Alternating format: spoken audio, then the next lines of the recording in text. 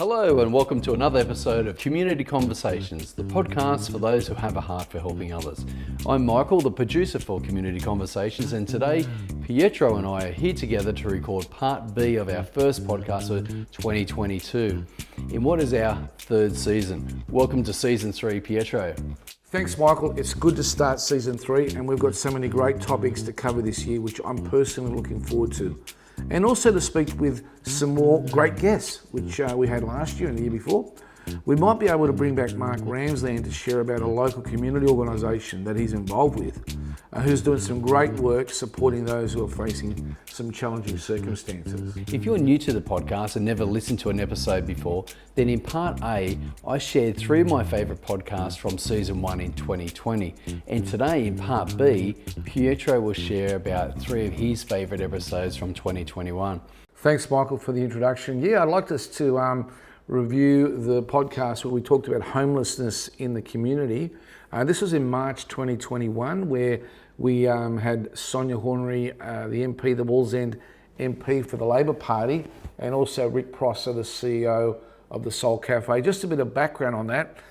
There was a number of people that were contacting Sonia's Facebook page with the problem of being in employment and able to pay rent, but there just was no vacancies around.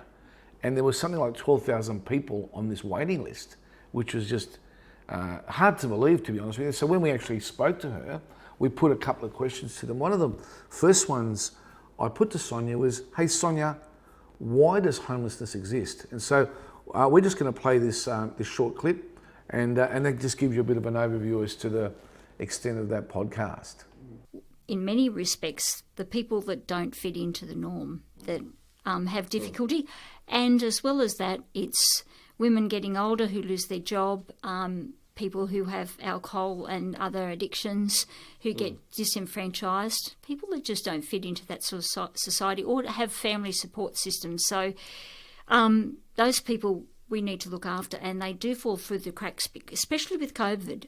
You know, there are lots of people with concerns and issues in the last year that we really haven't heard about. So I think Rick was exactly right. There will always be people that fall through the cracks, and how do we help them? And in some ways, what you were talking about in terms of providing accommodation for the evening for people is, and an ability to have a shower, and all of those services, and a laundry, and all of those things. That's sometimes just what people want. It's interesting here that Sonia raises the point of women getting older and losing their jobs, but in retrospect, there were a lot of people losing their jobs. People who were flying planes lost their jobs. There were no pilots. There were the hospitality industry, people lost their jobs. The tourism industry, people lost their jobs. The accommodation industry. So people losing their jobs all over the place. It creates a whole vacuum of distress moving forward. I want us to just listen to another question that I posed to Rick Prosser. He mentioned that there's no cookie cutter approach to homelessness. It's not a simple fix. They might be able to find someone, put a roof over someone's head, but that individual may not have the capacity to sustain the tenancy because they haven't got the means, they haven't got employment or support services. So, yeah, that was a real eye-opener to me. And further on down into the podcast, I asked Sonia a very important question, which we're going to listen to here in a short clip. And I asked her, because Sonia's the Labor MP, who's in the opposition, if you're in government today, what would you like to see done in relation to this homelessness situation? Well, the first thing is build public housing, but in a structural 21st century way that meant that we didn't have any kind of ghettoization, but people found accommodation near where public transport is and lots of services. Because, especially Pietro, you and I know that living in the western suburbs, we're getting these huge developments occur and there's no public transport for people anyway. So, if we start talking about aged people, I worry that, many of the people aren't getting to services and they're isolated at home. Just from hearing that little clip, Sonia explains about this thing called the Ghettoization. So we're a whole lot of public housing it together, and there are some areas within the Hunter region where this has happened. And to be able to see public housing spread out around where there are major transport hubs like Hamilton or Wickham, where people can access certain services. I'd like to see, hopefully, the opportunity for Sonia to be able to do that at some stage when the Labor is actually in government, to be able to do that. That'd be great. Well, I would like to see you do that as well. But so tell us, what was you've done such a great job of capturing the heart of the podcast, but tell us, what was your key takeaways from the interview with Rick and Sonia? Look, I think when our audience actually listen to the podcast in full, you'll find that both of them actually resonate quite well with each other. They're both well spoken. They both understand the subject really well, and they have their own point of view. Rick from the not-for-profit sector, and Sonia from a government perspective on how to tackle the issue. What I think I found by speaking to both of them is that there's no magic wand, Michael. There's no one quick fix. This is a systematic thing that's happened over a long period of time, and it's not just something that's going to be fixed overnight. But with collaboration, and I could see with collaboration between the two different organisations, the government and also the not-for-profit, that we could actually make some inroads into this homelessness problem. Rick is a leader in the community working with people who are homeless. What do you think people listening to the podcast would make of Rick's passion for the poor? Look, definitely Rick has a passion for the poor, for the marginalised, the disadvantaged, and what you definitely see from him is there's actually fruit from his labour. He actually is a great networker. He knows he can contact probably any politician in the city, and he's able to get people to come on board because he's got a great vision. And I think that's what people will see, is that Rick's a man of great vision, and he instills hope in people. And I think that's the underlying thing. He's one of these champions, Michael, that's got a heart for helping others. And that's what I found probably resonated with me the most about Rick and having him on our program. Absolutely. I mean, he's the epitome of, somebody who has a heart for helping others. I mean, Rick Prosser lives and breathes helping others. So we're going to move on to the second podcast that for Pietro to review, and that is about our podcast with Tanya Davies. Yeah, look, this one was an interesting one. We wanted to actually capture a little bit about Tanya Davies, the person, the mother, the wife, and to some degree the politician. But here's an obscure politician in the seat of Mulgoa, which is a western part of Sydney, who up until 7 or 8 years she's been in Parliament, had 4,000 people liking her posts and pretty much an insignificant backbencher. And then all of a sudden, her likes go to about 80,000. And we delve a little bit of that in the program, but probably as an introduction, I think it's worth giving some overview here, where Tanya actually gives a bit of an overview of her childhood. She actually grew up in Newcastle and went to a small community school. She was raised in a Christian home, and her father was the local church minister. And I think where she got her inspiration, because I asked her the question, what gives you the heart for community, Tanya? And she said, seeing her parents assisting other people had a massive impact for her. Isn't that the case, though, Michael, with so many of us? We take our heroes, when we're young, our parents or our extended families, our uncles and aunts. And here's a young woman who then eventually got into university, and she became a physiotherapist. And she shares the story about what became an epiphany for her to get involved in the politics. So we're not going to talk about that in the review so much. I'd like to encourage our listening audience to hear the whole of her message, and especially women will be inspired by the passion that this woman has for helping other people.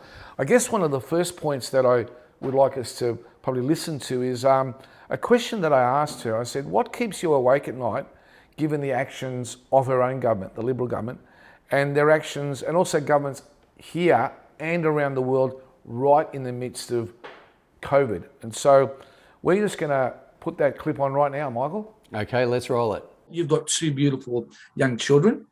What keeps you awake at night when you think of some of the actions of governments and where the governments are taking us in our country and in fact around the world? Good question. I actually haven't been asked that one before. Look, I think in terms of what's happening globally, there certainly is a very big push, and I feel a sense of media and cultural drive to the left of politics. Even America is now discussing a universal basic income, a UBI, which is like a form of government payment to every single person, regardless of their education or their position in life. So it really is like a socialist mentality, and it sounds alluring, it sounds lovely, but when you think of a news article this week that says we've opened up a whole heap of our community, but we've got shortages of workers, and the report is, well, they're getting paid $750 a week to stay at home. Why would they go to work? I mean, that is a fundamental, extremely dangerous position for any country to go down in, because if people think that somebody else is going to give them an income for no work, you will destroy the nation, you will destroy the country, because there's just not enough money to go around. Margaret Thatcher was quoted as saying the problem with socialism is that eventually you run out of other people's money. So I think for my children, I certainly want a free society. I want a society that is safe. So where there are dangers, whether that would be criminals, or whether that be things online or drugs, that there's government and there's the judicial system that is equally very hard against those issues that would damage a person. I think that's the thing. It's, how much more money can we keep printing out? And there was JobKeeper, JobSeeker, people on, who were earning prior to the COVID $300 a week, were on $750 a week.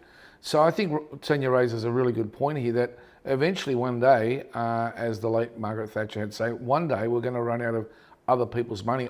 That would be certainly something that would keep me awake at night, because we're going to wonder who's going to pay back this debt. I thought that was a really interesting point she made.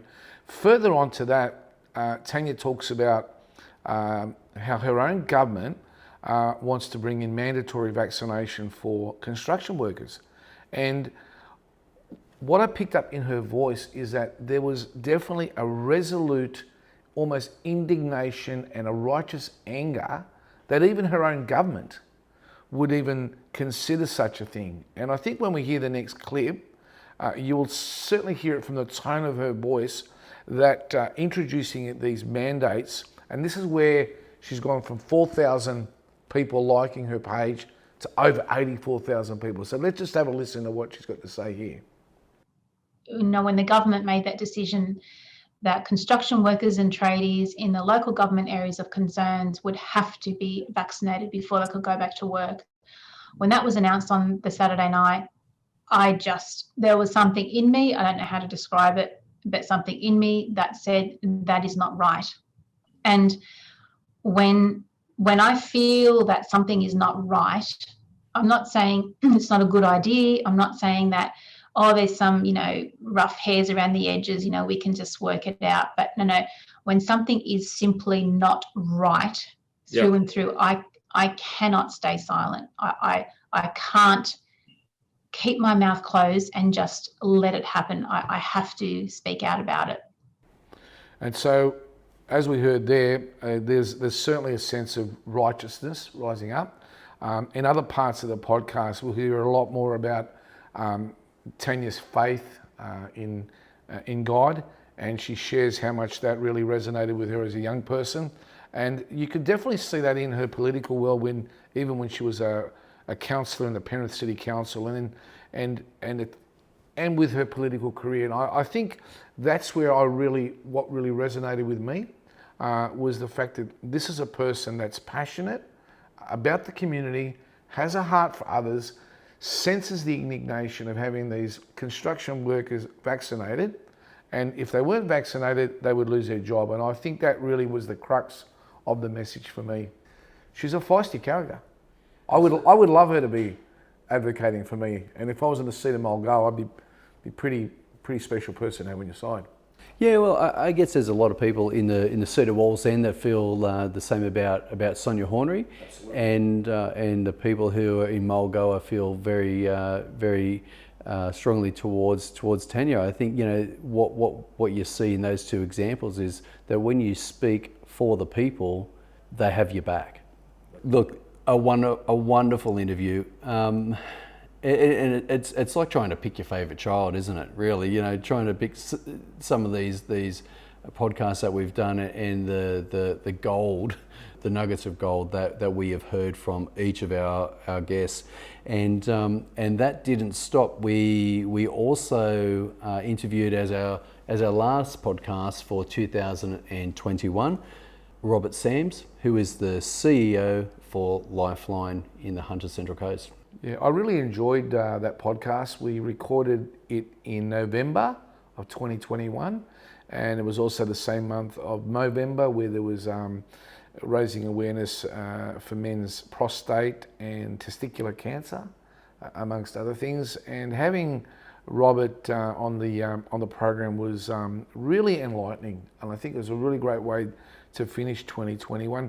Interestingly enough, Michael, I hadn't known until then that you could actually SMS Lifeline, and Rob shared something really interesting in that you could be a woman who's in a very dangerous situation and just have your mobile phone out and just as if you're texting someone, and the perpetrator could be in the same room as you but not knowing what's going on. I thought that was a really good example that was shared, or a young person. We talked about Tanya being bullied at school, or a young person being in a schoolyard being bullied, able to text Lifeline on their number, which was 0477 131114. And I think I had to ask Rob, what is a leading cause for people to contact Lifeline? And I actually wasn't prepared for the answer that he gave. And so rather than me giving the answer, how about we listen to what Rob had to say? I think initially people were really worried.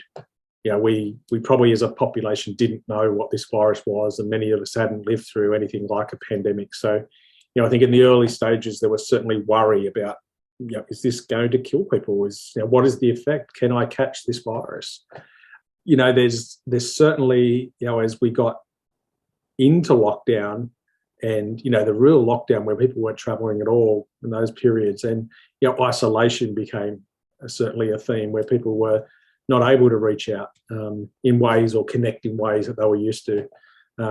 Whether it was, like I said before, missing a commute to work, or the coffee shop and the barista and the friends at work and family, etc. So isolation was a strong theme for a while. With that came anxiousness.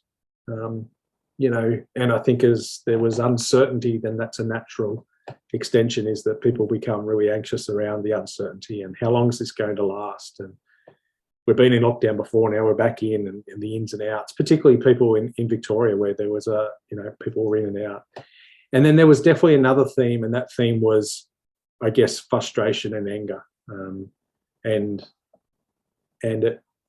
various different causes for that. But you could hear people who were getting really frustrated as things went on, and fatigue. What lay behind that was many factors, but people were definitely tired and fatigued, and they'd had enough. What I picked up out of what Rob had to share was this word isolation keeps reoccurring. Sonia and Rick talked about it in March, about the isolation of people that were homeless. And now here again, Rob, at the end of the year, also talking about isolation, people missing their friends from work, or actually that routine of the work. And do you recall, Michael, how he shared that on one particular day, I think it was the 4th of August, that was the day that New South Wales went to lockdown. They went to 3,600 callers, the highest ever recorded for Lifeline. And I thought that was staggering. Therefore, people knowing, this is a state of 6 million people. I think Sydney has, certainly many millions of people, have 3,600 people contact Lifeline. And then we talk further on the subject of being made self-aware and how we can care for one another, because our program, as you know, goes to people working in the community sector.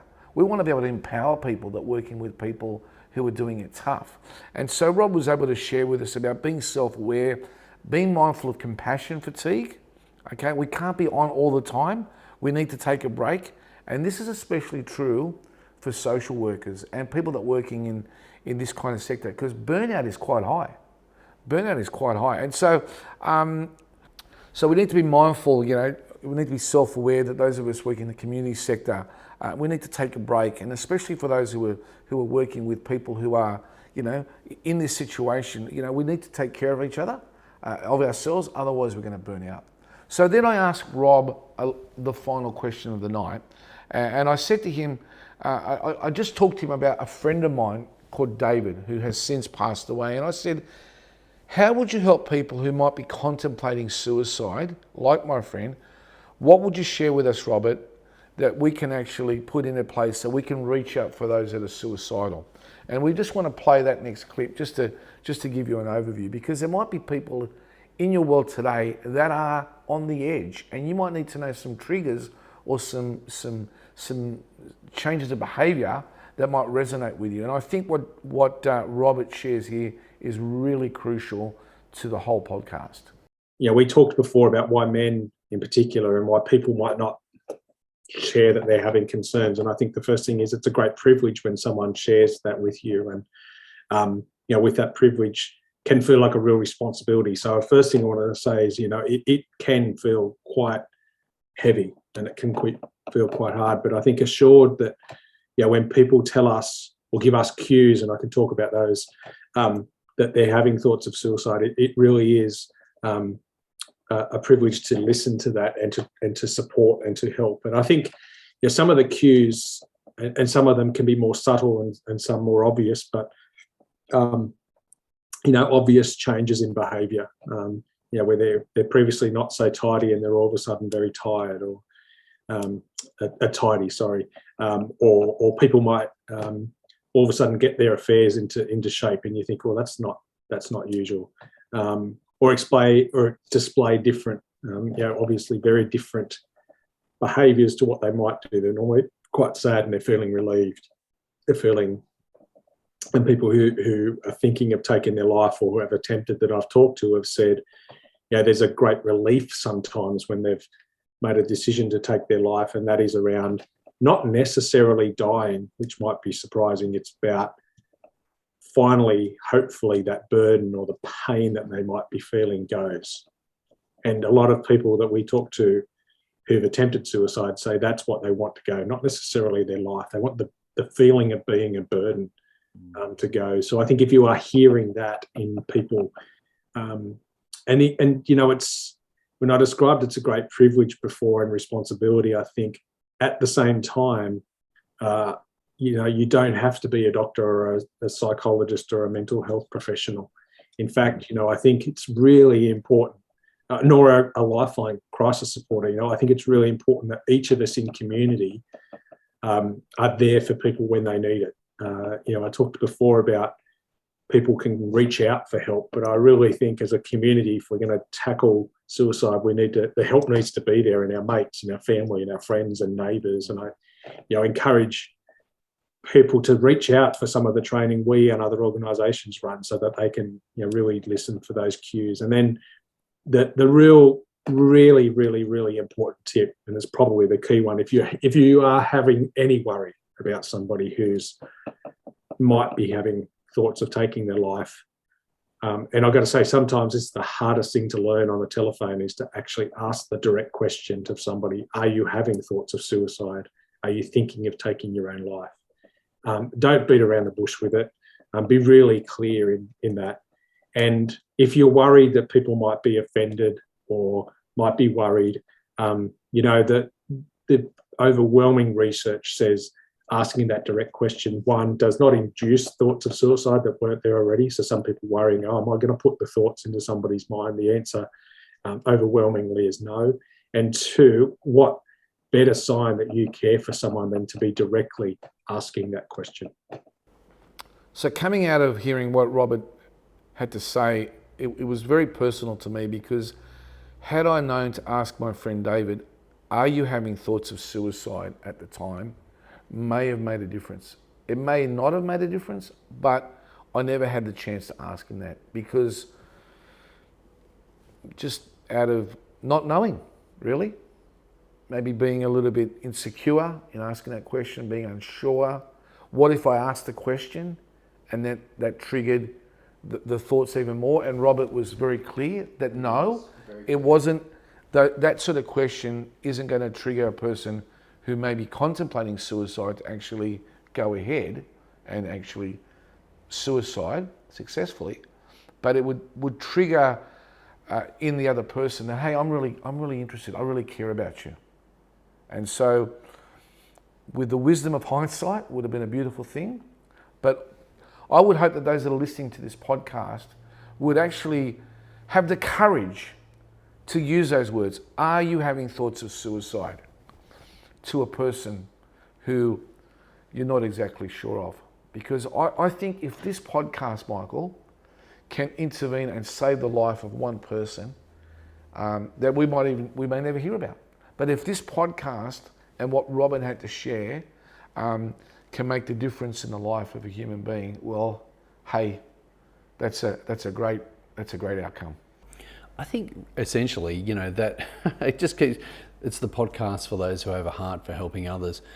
And when we see that time and time again where people reaching out to other people are making a major difference and saving them in some way. I mean, you could go back to Zoe's place and how Carly's baby has been saved. You could go to the example of Chase, Melinda. What would have happened to Chase? If his grandmother wasn't available to look after him, would he become a part of the foster care system, which would be a great podcast to do in the future? It's always reaching out and showing kindness and love and empathy that just makes a way. Honestly, if only we were all so much better at it. But Pietro, I think in relation to the question of suicide, we have apprehensions about asking the question, except for our fear of the answer. What are your thoughts? I think that's a very good point. I think perhaps the truth may be a lot deeper and may really impact us more. Maybe we can be shocked at the answer we might get. And then what do we do? Let's say that my friend David said, yes, I am. Now, he happened to be in Queensland and I'm in New South Wales.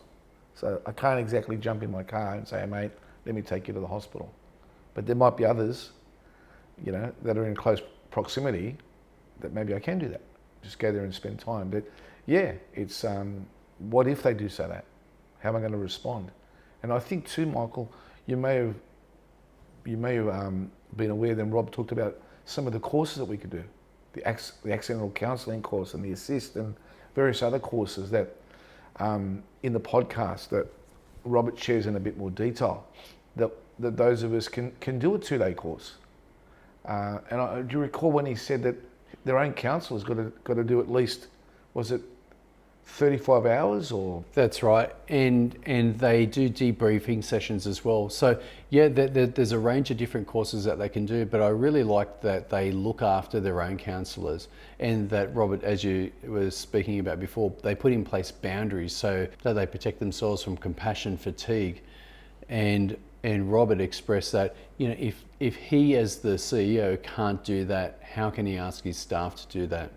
Final thoughts for this podcast? Look, final thoughts was I personally have contacted Lifeline. There's been situations where I don't think any human being anywhere in the world hasn't gone through COVID-19 over 2 years unscathed in some way of their mental health distress. So I know personally that it's been a service that's helped me. And I know that these guys have also been challenged in being funded because their shops have been closed and whatever. But I think overall for 2021, we did have other great guests and other programs we could have reviewed. But these three in particular for me resonated the most because it's about having that heart and compassion, specifically for helping people in the midst of their crisis, in the midst of their despair. And so I'd like to just encourage our listening audience to to jump on our socials or go to our website, ccpodcast.com.au, and download some of these podcasts and share them with your friends. It's been a great pleasure, Michael, working with you for the last couple of years. I've really enjoyed that. You've taught me a lot. And we've just been having a lot of fun doing it together. We really appreciate your support. But the most important thing is be kind to one another. That has been the thread throughout our review in Part A and Part B. And on that note, we look forward to catching you for our next podcast of Community Conversations.